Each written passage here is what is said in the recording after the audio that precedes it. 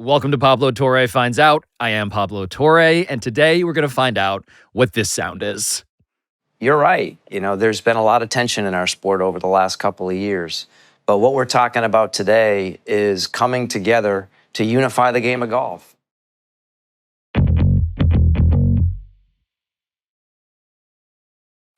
It's good to see you, man. It's been a long time. It's been a long time. I think of you often, though, which is why I don't think that's true, but... No, look. When Donald Trump and Saudi Arabia and golf and insane quotes come together, I shine the Alan Shipnuck bat signal into the sky because you've written... It's multiple books that have touched on the LIV golf saga at this point. You are a character in ways that I want to get into in here because it's endlessly funny that your life is absorbed by this to me. I don't know if it feels that way to you, but it's entertaining and disturbing and darkly hilarious what your beat has become, Alan. That's a good summary. Yeah, I mean, I went back and looked in 2021. Golf Week did this poll of what were the biggest stories of the year. And number 2 on the list was that the USGA mandated that driver length be capped. That was controversy in the golf world. People were up in arms about this. And then LIV arrived and we got into the realm of money, power, politics, greed, vengeance, all these Shakespearean themes. And it's been a wild ride. But in the post-Tiger, epoch, we needed it because golf is inherently boring. And it's been great for the content business. And Tiger Woods will be in this story as well in a little bit here, but the general thesis is no exaggeration by Alan Shipnuck. Because if you do not give a shit about golf at all, what I can safely assure you is that today's episode does not require you to know anything about what driver length even is. All I need you to understand is that 3 years ago, Alan Shipnuck, my old colleague at Sports Illustrated, was writing an unauthorized biography of one of the greatest and most bombastic American athletes of all time, a golfer named Phil Mickelson. And the key word here is unauthorized, because Alan, in the course of his reporting, managed to pry open this very early window into a new golf super league created and funded by the Saudi Arabian government called LIV. And LIV, for one thing, was about to poach star players from American golf's incumbent governing body, otherwise known as the PGA Tour. And this itself was crazy. But LIV was also doing this on the heels of the 2018 assassination of the Washington Post's Jamal Khashoggi. We return now to a story that has been in the headlines all week, the disappearance of a Saudi Arabian journalist in Istanbul, Turkey. According to reports, it is suspected that he was murdered, literally cut in pieces, and smuggled out of Turkey by Saudi security forces. This goes back really to the mid-2000s and teens when there was this idea there was going to be a breakaway league and golf was going to be reshaped. And one of the problems in golf is that the players love to call themselves, private contractors. They get to pick and choose their tournaments. And does LeBron want to have to play in Sacramento or Milwaukee in February? He does not, but he still shows up because it's mandated.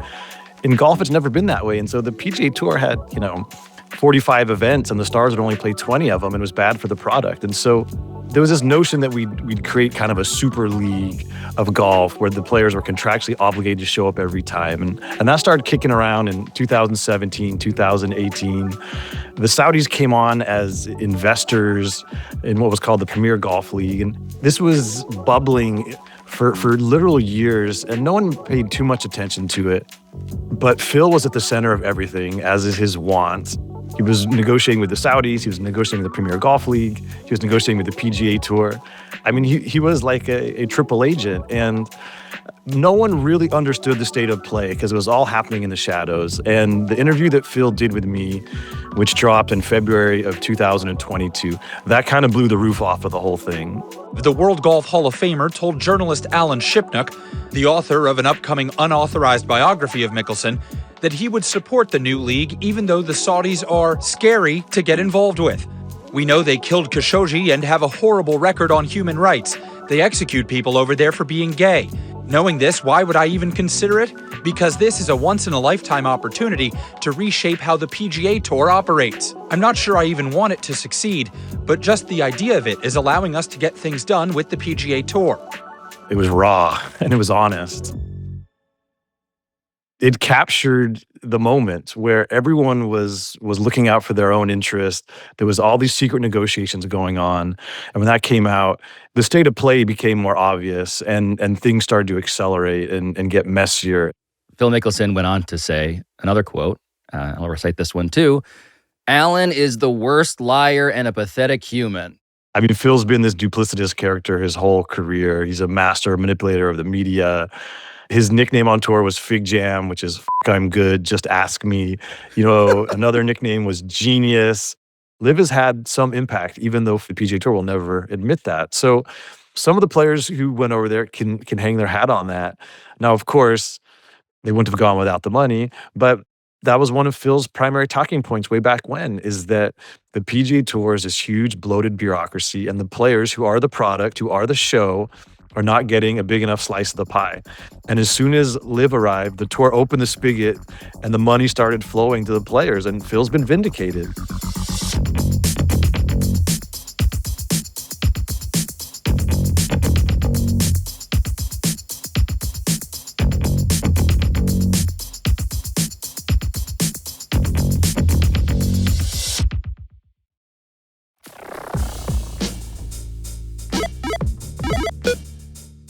So we're going to get to America's golfer-in-chief in just a bit here. And Alan Shipnuck, you should know, has interviewed dozens of golfers that have personally played with and against Donald Trump.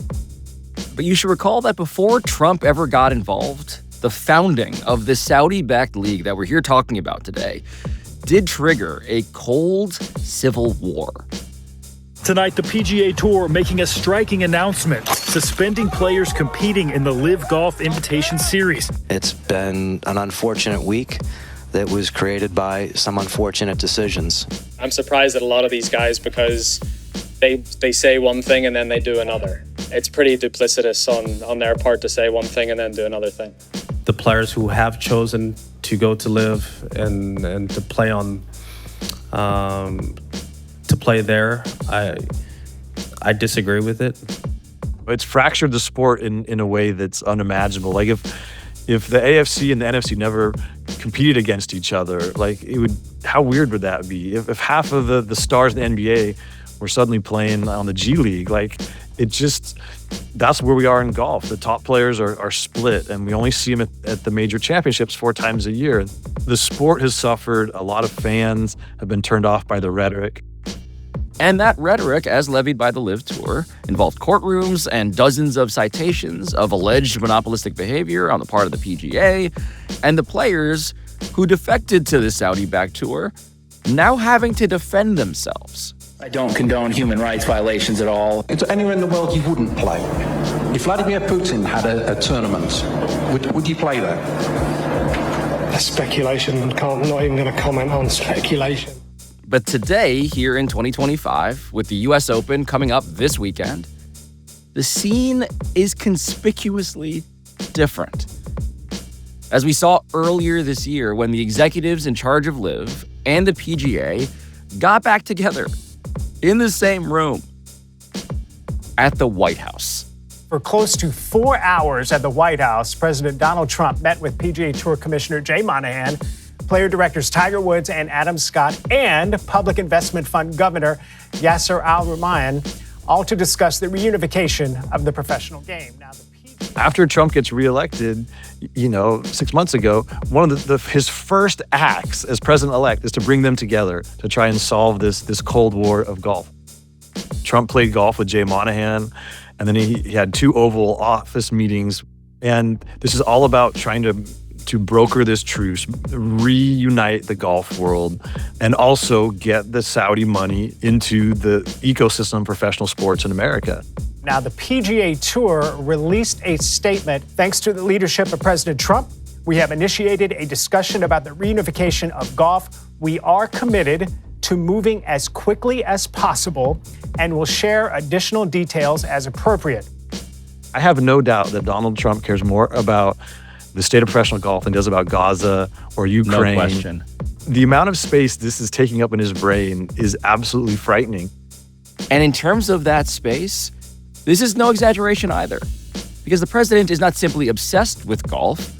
According to the tracker didtrumpgolftoday.com, Trump has spent an unprecedented 25.9% of his presidency to date golfing, at an estimated cost of $50.4 million to U.S. taxpayers.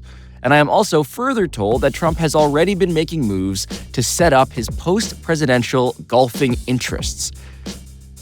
But first, you just got to understand what Donald Trump was like before. Before Donald Trump ever thought about getting into politics, he was just a golf course developer. He was just a dude who loved golf. He loved to play with good players. He had an LPGA event at his course in Florida that he presided over. And everyone in golf knew Donald Trump as just kind of this fun-loving, golfy dude. And no one imagined that he would become the president of the United States and that he would get mixed up in all of this. And to understand it, he's an outer borough striver. This is Donnie from Queens. And being accepted by society in New York was one of the driving forces in his life. And golf was part of that. Golf course memberships at a certain station in life are the most coveted thing there is, because every rich dude can buy a plane, they can buy a Ferrari, but to get into Augusta National, to get into Pine Valley, to Shinnecock, to Marion, to National Golf Links, you cannot buy your way in. And Trump could never get into any of those clubs. He was rejected by all of them. And it touched something so deep in his soul that none of us could ever understand. And he built his whole golf course portfolio, this whole real estate empire through golf, just so he could have his own fiefdoms and he could actually have a club to hang out at, because he wasn't going to get into any of the good ones. He had to create his own. And that is the entry point for Donald Trump into golf. There's an inversion of the Groucho Marx quote, right? I refuse to join any club that would have me as a member. It's the exact opposite. Exclusivity here being the defining force, the momentum behind, not just golf, but I suppose every aspect of the way that our society has been remade in his image. And you have, I think, done as much digging into the question of what's it like to play golf with Donald Trump as I think anybody on the planet. The irritating thing about Donald Trump as a golfer is he's actually pretty good. When you look at his swing, it's so funky, and he's just lunging at the ball, and his club's all over the place. But when he gets down into the impact zone, his technique is beautiful, and it's grating to the rest of us because it's like he should be hitting the ball all over the planet, but he does have good hand-eye coordination, and he squares the club face, and he's actually, a pretty solid golfer. And Phil Mickelson told me way back when, Trump has club head speed and there's no substitute for that. And when you watch those clips of Joe Biden, there was an absence of club head speed. I think that's fair. So I think that really is objectively fair. That's not a political statement. That's just a fact. Now, did Trump shoot 68 at Bel Air like he's claimed? Has he won all those club championships? We know that's all bullshit. But he's a solid, I would say 7 or 8 handicap. And that's legit. That's probably better than 90% of golfers in America. And he's a showman. I watched him in pro-ams playing with some of the best players in the world, and the crowd's out there, everyone's screaming his name, and he tends to hit a good shot when the crowd gets large, and when he's got a putt that matters, he tends to make it. He's just good at golf. There is a fig jam dynamic to Trump, yes, much like the man that you quoted just then, a I'm good, just ask me aspect to his whole, he might have been the most infamous originator of that philosophy, actually. Trump's driving his golf cart up onto the tee boxes. This is important. The putting green. This is important. Yeah, Donald Trump drives the cart. Yes. He drives the cart. He always drives the cart. And since you're playing at his courses, he can do whatever the hell he wants. So he will literally drive right up on the tee boxes, which is very much a no-no for anybody else. He'll drive right to the edge of the greens. He would probably drive through a bunker if he had bigger tires. It's just, he's all over the place. He's got a little bit like Cruella DeVille out there and then in the golf cart. A bit of a metaphor eating itself at this point, Yeah. Trump is enraging many people with his remarks about Mexican immigrants. They're bringing drugs, they're bringing crime, they're rapists, and some, I assume... you go back to when Trump first ran for president, and his very scathing anti-immigrant comments. And the PGA Tour was so unsettled by that, they took away his tournament at Doral. So Trump was, he was ostracized by the PGA Tour. By building these courses, we all know Trump needs endless validation. So it wasn't enough to have these courses and have members join. He wanted big-time tournaments, and he really lusted after the so-called major championship, the biggest, most glittering, most prestigious tournaments. And when the PGA Championship was awarded to Trump Bedminster, that was the end of like a 15-year quest that Trump had tried to charm and schmooze every official at every governing body. And it was a huge deal for him.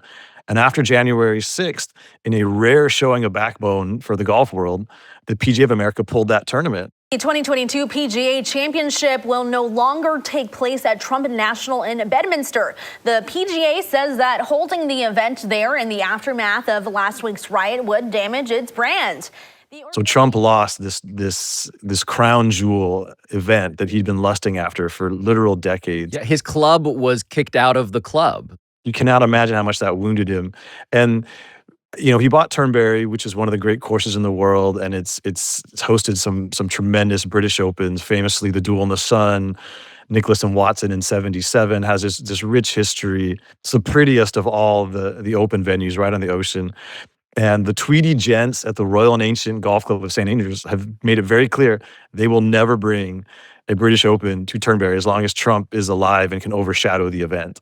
So now every big tournament that matters has turned its back on Trump, and he's completely on the outs. He's spent, the latter, third of his life trying to ingratiate himself into the rota of these big time tournaments, and they've all been taken away. But now here comes LIV Golf, run by his buddy Greg Norman, funded by the Saudis with whom he's had business dealings going back to, selling condos at Trump Tower in the 80s. He bought his first yacht from a Saudi national. The ultimate compliment that Donald Trump has ever paid anyone was when he said about the Saudis, they pay cash. That's the highest compliment in his universe. So at this point in the story, I do need to jump in here to introduce you to this other genuine golf evangelist who is very familiar with both Donald Trump and Alan Shipnuck. The aforementioned Greg Norman, whose nickname, when he was a Hall of Fame golfer, was the Shark. And the Shark was appointed commissioner and CEO of LIV Golf in late 2021. And LIV's very first event was in 2022 in the UK, which was especially memorable, as it turns out, for today's guest. Because Alan Shipnuck had shown up to cover the event not long after publishing Phil Mickelson's quote about ignoring all that stuff about executing gay people and bone-sawing journalists because Saudi Arabia could finally, quote, reshape how the PGA Tour operates, end quote. But then, at this grand inaugural tournament welcoming the world to this new event, a bunch of security guards from the LIV Tour kicked Alan out. I had texted Greg Norman, and I said to him, "Are you aware that some necklace goons kicked me out of this press conference?" And he didn't respond, and so, okay. And I was in a taxi going back to my hotel. My phone started melting because that video had been released, and I honestly had no idea that Norman had been standing there. This video, obtained by CNN, shows how LIV Golf will be operating their business. Behind Shipnuck, watching all of this go down, that would be the CEO of LIV Golf, the Shark, Greg Norman. His face is twisted into this scowl. He looks like the Grim Reaper. I mean, that's what makes the picture so funny, is just the expression on his face. So good. And I didn't see him. He was directly behind me. And so that was incredible. And then, you couldn't even make this up. Just then, he texted me. He says, "I had no idea, and I was like, this motherfucker, okay." It was so insane. So that's when I screenshotted it and I put it on Twitter, and then it kind of blew up. So now LIV Golf launches, and this is the on-ramp that Donald Trump has been waiting for to get back into big-time golf. And it's quite convenient because no sort of reputable golf course wants to be associated with LIV Golf in the early years. They're struggling to find venues. So of course Trump raises his hand. So now you have the Public Investment Fund of Saudi Arabia is now funneling money to a former president of the United States to host these golf tournaments. It's an unprecedented alignment of foreign policy and private business interests. So Trump starts hosting these LIV events, and there becomes this overlap with the LIV fans they now have this MAGA element and sort of this anti-establishment, anti-elite, and it was commonly known as LIV bots, like these noisy accounts on Twitter who are pro-LIV. They become pro-Trump. It just becomes this nexus of ideology and self-interest, and it's totally fascinating. Of course, LIV hires Ari Fleischer to help with their PR. Former White House under George Bush, PR guy, basically a flack, now repurposed for this. Yes, but Ari Fleischer was in charge of the White House communications on 9/11. He was in some ways the face of the American response. Yeah, and for those who didn't read the 9/11 Commission's report, the hundreds of pages that were published, I should say that even though the commission found, quote, no credible evidence of Saudi government complicity, one of the commissioners did go on to say, quote, there was an awful lot of participation by Saudi individuals in supporting the hijackers, and some of those people worked in the Saudi government, end quote. Which is to say that when, a LIV golf event backed by Saudi Arabia shows up at Bedminster, a Trump course in New Jersey, in the shadow, Alan, of New York City and what used to be the Twin Towers, it all felt like a little much to a bunch of the family members of the people who had died in one of America's foremost modern tragedies. Well, yeah, and some of the surviving family members protested outside the gates. They made their presence felt. And I see these golfers dodge questions, put their head in the sand, not want to confront us, not want to address our issues, and just say golf is for the greater good, or I'm doing this for my family. Well, my dad went to work that day providing for his family, and he got blown away. It's important to understand the 9/11 Commission report only gave 3 pages to the Saudi question, and its authors basically said, this is too big for us. There are more questions that need to be explored, and we didn't have the resources at the time to do that. So the Saudi Arabian government has always taken the stance that we were exonerated by the 9/11 Commission, but that's not true. The 9/11 Commission said there appear to be some links. We have some tangential evidence of individuals, and it's very much hair-splitting to say they were individuals in the government, but there was no government collusion. It's like, okay, maybe. Even more to the point. It's a very subtle thing. Well, and even more to the point, no less than Jay Monahan, head of the PGA, made the connection. As it relates to the families of 9/11, I have 2 families that are close to me that lost loved ones. And so my heart goes out to them. And I would ask, any player that has left or any player that would ever consider leaving, have you ever had to apologize for being a member of the PGA Tour? If LIV Golf was funded by Australian money or English money or some other foreign source, it would not be nearly as controversial. But because it's Saudi, the uneasiness with the power and the tentacles that the Saudi economy has throughout the entire globe, that's added a whole element to this.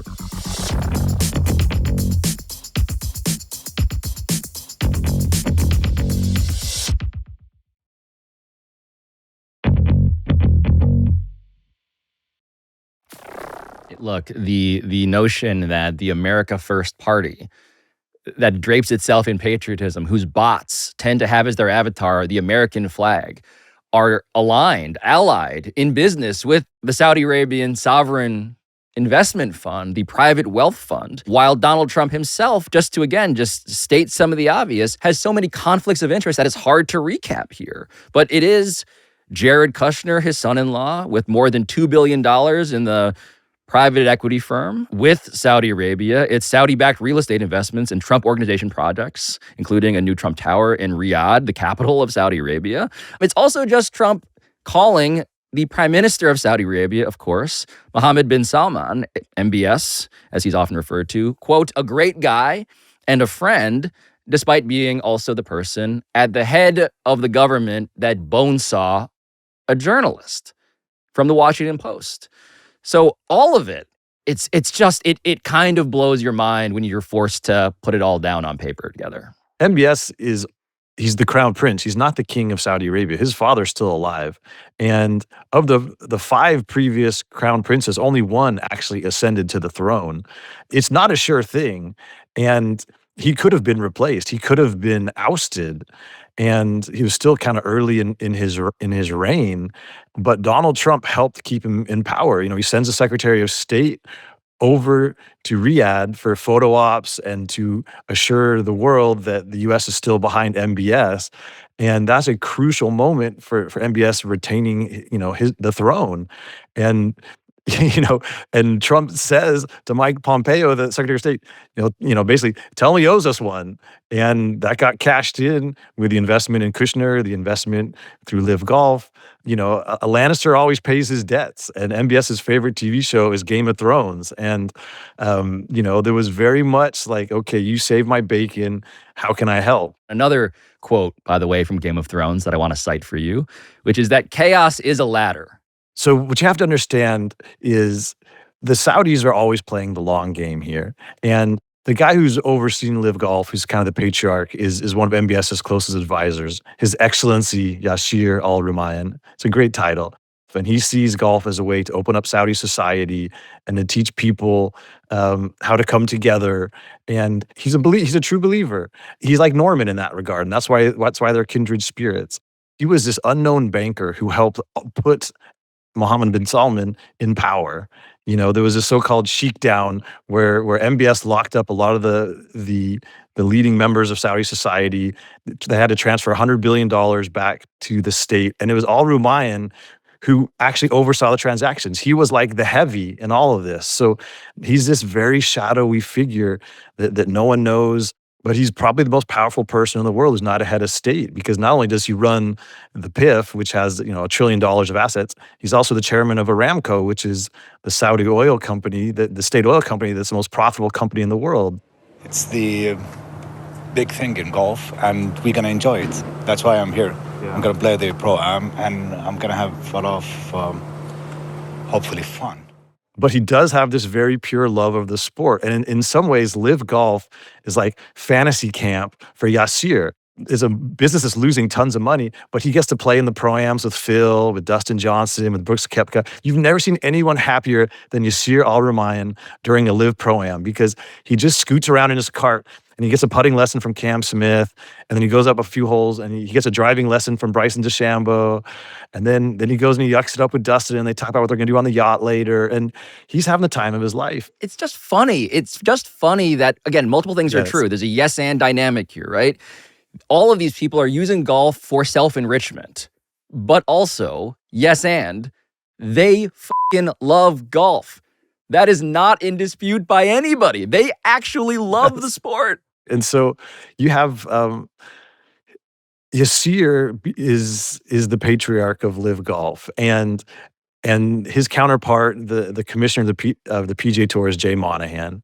There's a segment on CNBC in which these two people who were engaged once in litigation against each other, right? Accusations of monopolistic behavior from LIV to the PGA, right? Dozens of citations of monopolistic behavior in lawsuits. They gather on CNBC in between Trump administrations, I believe we are, at this point in the timeline. And what happens there at this scene?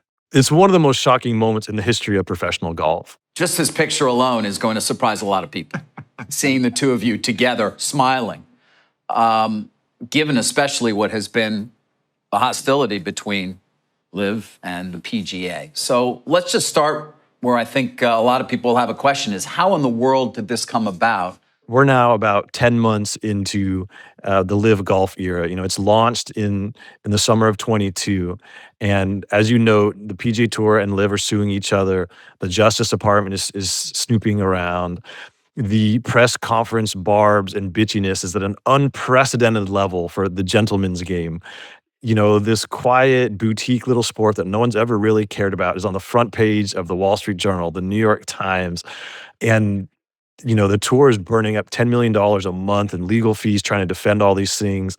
It's just, they're on this path to mutually assured destruction because both tours are losing so much money at this point.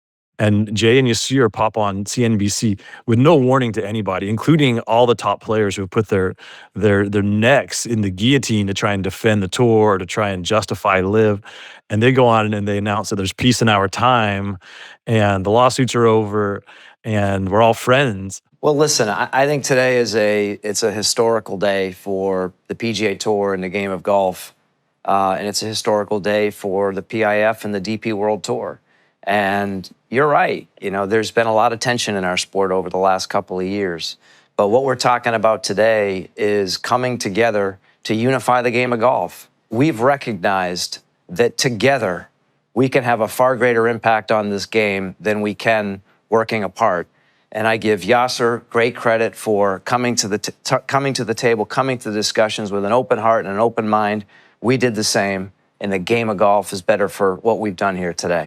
It was very unsteadying, very unsettling. Like, what have we been fighting for? The Rory McIlroys of the world had made this intensely personal, and they felt like they were defending the honor of the PGA Tour and the Stars and Stripes, and now it's all of a sudden money wins. We're all pals. It's going to be okay, and it was just an all-time thunderbolt. And what happens next in 2023, despite LIV's many pre-existing allegations of monopolistic behavior on the part of the PGA, is a shocking announcement for anybody who remembers the birth of this whole thing. It is the announcement of a merger. An announcement, by the way, that the now former chair of the Federal Trade Commission, Lina Khan, did find eyebrow-raising. For the record, as she recently told me in an interview for Pablo Torre Finds Out. The irony is not lost on anybody who is familiar with the thesis of LIV Golf in the first place, in which the PGA was acting monopolistically, but now a merger between the two feels almost farcical. Isn't that even a bigger monopoly?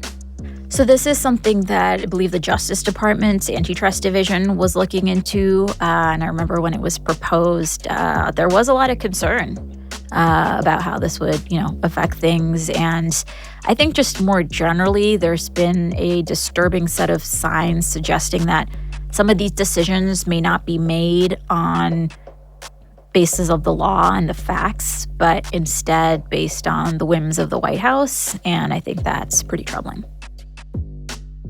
But this merger, you should know, has not happened yet. Although the clock continues to tick. There's just been these protracted negotiations. There's been a lot of stagecraft. And that's why Trump's involvement has been consequential, because we know he'll make the Justice Department go away. The last thing Donald Trump's going to do is sick the Justice Department on his friends in the golf world.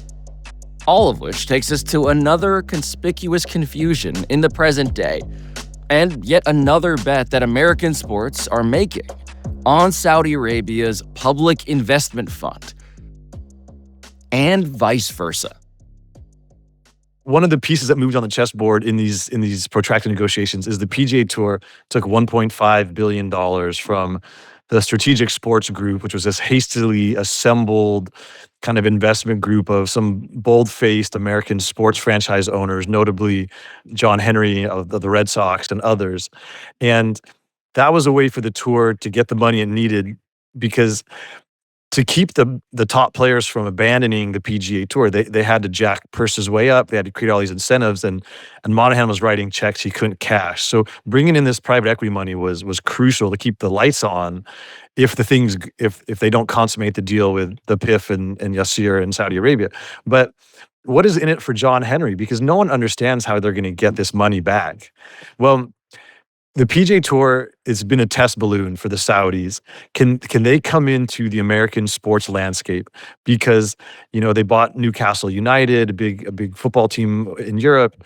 They've hosted F1, they've hosted tennis, all kinds of other events. Oh, and there are rumors of every, like basketball leagues, just like competitors to the NBA, LIV Golf versions of every sport has been basically bandied about at this point. But if this deal can get consummated and Yasir comes in basically as a partner next to John Henry in the PGA Tour, now they have this strategic alignment. Now they have this kinship. Now they have this business relationship. And so the next time the Dallas Cowboys go up for sale or some other blue chip franchise, maybe John Henry is the face of the buying group, but maybe Yasir's putting in all the money. And that becomes a way to change this whole sports landscape. And so there's so much going on here that beneath the surface, and some of it's conjecture, informed conjecture, but there's just a lot of pieces here that transcend this little tiny boutique sport of golf that no one really cares about. And one of the most delicious things that came out, there was these Senate hearings. Today's hearing is about much more than the game of golf. It's about how a brutal, repressive regime can buy influence, indeed, even take over a cherished American institution to cleanse. So these hearings on Capitol Hill were overseen by Senator Richard Blumenthal of Connecticut, and it was to examine the issue of sports washing and to shine a light on what is Saudi Arabia trying to accomplish here, and what does it mean for this proud institution of the PGA Tour that has given over $1 billion of charitable money back into communities. It's a very fraught question. Athletes like the PGA Tour, golf players, are role models. They are ambassadors of our values, and the institutions that concern us today are vital to our national interests. And in these documents, Yasir had basically hired some American consultants to game plan this whole thing. And one of the things that they speculated on was that Yasir could become a member of Augusta National. He could get a green jacket. Course. And he could get a membership to the RNA. And again, like we were talking about with Trump, you can have all the money in the world, you can have the biggest boats and the biggest planes like the Saudis do, but you're never going to get into Augusta National. You're never going to get into the RNA because those are the gatekeepers of the Western world.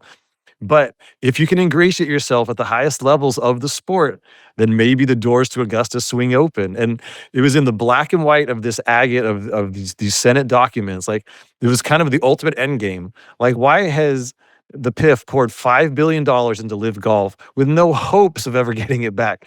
It is a sinkhole of money. But it's like the hot dogs at Costco. It's a loss leader.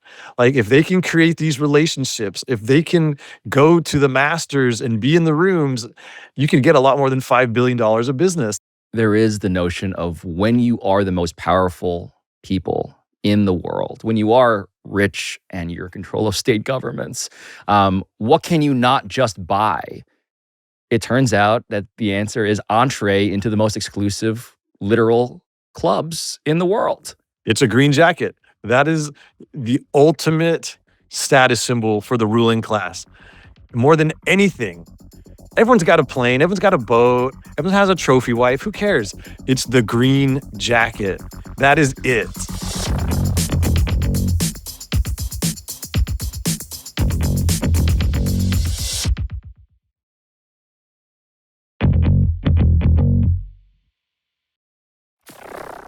And now, as you compare this to the hot dogs at Costco, thanks to your reporting, thanks to our just obsession with this story, we have a clear sense of, yes, how the sausage gets made.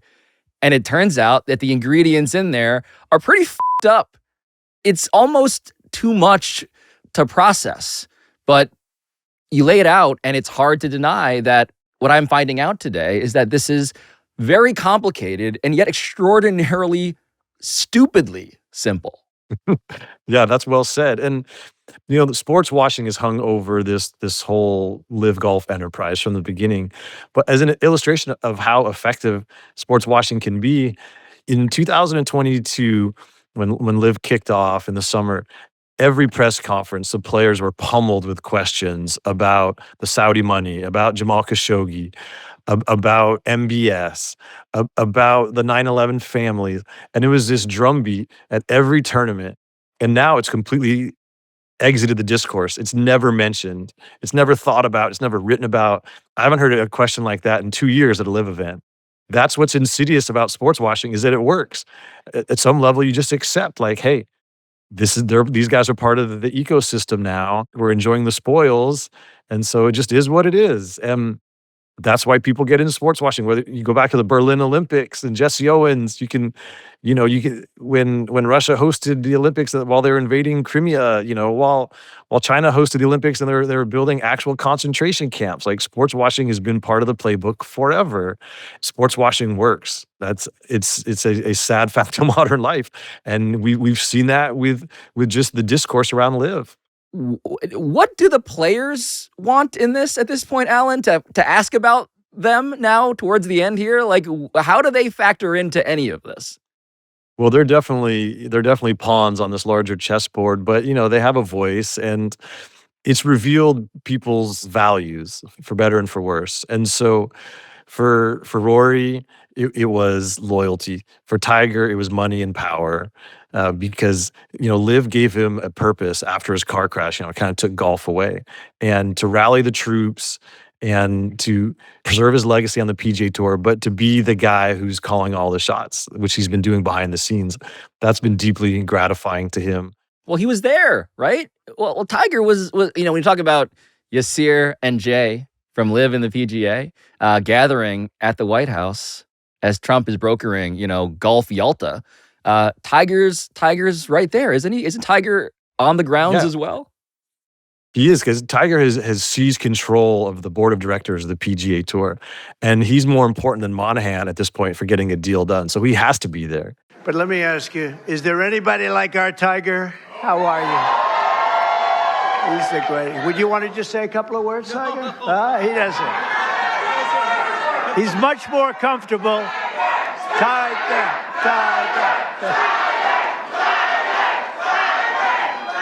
Hey, it's an honor to be here. It's an honor to be here with you, Mr. President, and to be on the road here with all of you. Thank you so much. But, the players who went to LIV, some of them may have been pure of heart and felt like this is a chance to modernize the sport. It's certainly, there's a lot of jokes about the LIV tournaments with the shotgun starts and the music in the background, and they're 54 holes instead of 72. But there's no doubt they're attracting a younger demographic, and that's needed for golf to sustain itself. You might even call it a once-in-a-lifetime opportunity to reshape how the PGA Tour operates. Yeah, you could. So LIV got some things right, as we were talking about at the top. All the top players, every player on LIV has to play in every tournament. So when you go to, LIV Virginia, which is happening, here in June, and I'm sure the president will make a cameo there, you're going to get Phil and Dustin and Brooks and Bryson, and the PGA Tour has reshaped its model to kind of follow suit. They have these so-called signature events now where the top players gather. It's a lot more money. It's a smaller field. There's no cut. They've kind of stolen some of the LIV ideas. So, the LIV proponents would say we've helped push golf forward. And there's some truth to that. The LIV streaming choices are vastly superior to the tours. The social media is way better. So will they be welcomed back into the fold, these LIV defectors? That's going to take time to sort out. But if a deal gets consummated, if everyone, is posing in the Rose Garden together with the President of the United States, that'll go a long way towards, I think, building bridges to reuniting the sport and to bringing the LIV guys back into the fold. And so if that does blow up and LIV sticks around forever and the top players are never together on the same tour ever again, that's not a great legacy for the guys who went over there. As Tiger Woods, by the way, a brief update, is literally dating Donald Trump Jr.'s ex-wife. What is your thought about Tiger Woods now becoming part of the broader Trump family?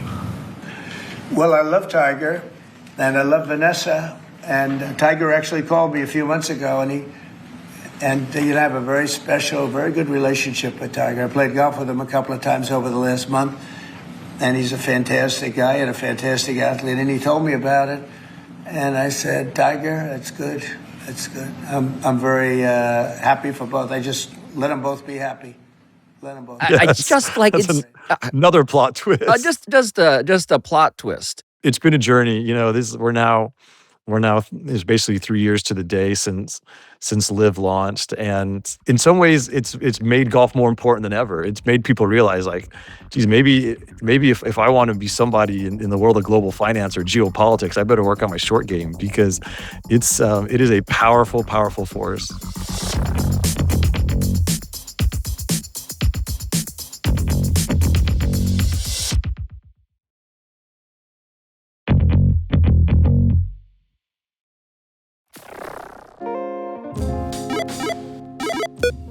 And so this is where I just need to state what may already be obvious to you at this point, given how American industry has largely reacted to the current administration's whims, as the former FTC chair put it to us, which is that Trump's extensive portfolio of golf courses, the clubs he bought so that Donnie from Queens could, in fact, be a member, have been trending up. The whole thing where the PGA decided to punish Trump for his irresponsible rhetoric and January 6th and all that stuff, that is long over. Yeah, so with Trump's entry into politics, the stock crashed because he became radioactive, everything got taken away. But now it's starting to rise because he's exerting his influence. And the European Tour, or also known as the DP World Tour, that's a big Dubai company, DP World, which paid hundreds of millions of dollars to rename it as part of this further influx of Middle Eastern money into professional golf. The DP World Tour recently announced that the Scottish Open will be played this year at Trump Aberdeen, which is one of the newer properties in some of the most spectacular dunes in the world. And so this campaign that Trump is on to get back in the good graces of the golf world is clearly working. This is the first real domino to fall. And so you may be wondering, relatedly, if it even matters at all that, Trump's biggest financial backer and most notable top advisor, Elon Musk, just called for his impeachment last Friday, or if it matters that Musk also tweeted that Trump is in the Epstein files, or if it matters, more specifically, that Trump's club in Bedminster, the one we discussed earlier, just got hit with 18 health code violations last month, 9 of them labeled critical, making Trump National Golf Club the most poorly rated establishment in Somerset County, New Jersey. But it does not. None of it seems to. Golf, like America, moves on from such stories with the speed of our president driving his own golf cart. And yeah, look, Trump owns 15 courses all around the world, 11 of them in the US. One of them opened during his first administration in Dubai. And the discussion now around Trump Aberdeen, the new host of the newly rebranded DP World Tour, is extremely familiar. This course is going to look incredible on TV. People are going to want to go play it. So yeah, the stock is rising, and who knows what's the next announcement will be. But for sure, behind the scenes, you see it with law firms, you see it with corporations, you see it with political parties. People are sort of bowing or caving to the Trump influence. And so the European Tour is trying to get out in front of that and welcome him back into the fold. And that's a huge deal in the context of Trump's desire to re-ingratiate himself in the golf world. And in terms of the dream, in terms of what reintegration into polite golf society looks like, Alan, what is Trump dreaming of when it comes to his courses? Yeah, a soft landing for post-political life. Nothing would make him happier than starting in 2028, he can just play golf and host golf tournaments. Literally nothing would make him happier. So, Obama got the Nobel Peace Prize. Trump's never going to get that. But if he can solve this, I think he'll feel like he's one up on Obama. And in terms of that ultimate and most exclusive prize, Donald Trump finally hosting his first major championship, the President of the United States does have a soft target for his soft power. The R&A, which runs the British Open, they are the ultra traditionalists in the golf world, as you can imagine, and they have not tried to hide their disdain for Donald Trump, and they will cut off their nose to spite their face and not go back to Turnberry, which is such a wonderful venue, just to prove their point. Like, they've made that so clear. But now reporting is starting to bubble out. The Scottish government trying to get in the good graces of the Trump administration are trying to broker an open at Turnberry. So this is going to be quite a high stakes negotiation because the guys that run the R&A, they do need some government funding. They do need their help every year to make the opens work. And so will they cave? We've seen this. So many entities have caved to Donald Trump. Yes. You get the occasional Harvard that wants to fight and has the resources to do so. Does the R&A want to fight? It wouldn't be as public. This would all happen, over shifters of brandy and oak-paneled libraries across, Glasgow and Edinburgh. But how is that going to play out? And it's going to be fascinating because those guys over there at the R&A do not want Trump to overshadow their tournament. They do not want him on the grounds. And if it comes to pass that Turnberry gets an open here sometime soon, that will be an ultimate expression of soft power. Yeah. Alan Shipnuck, I appreciate you speaking truth to soft power, as it were, even if occasionally you are also being called the worst liar and a pathetic human. I mean, for Phil, it's almost a compliment. That's probably a badge of honor.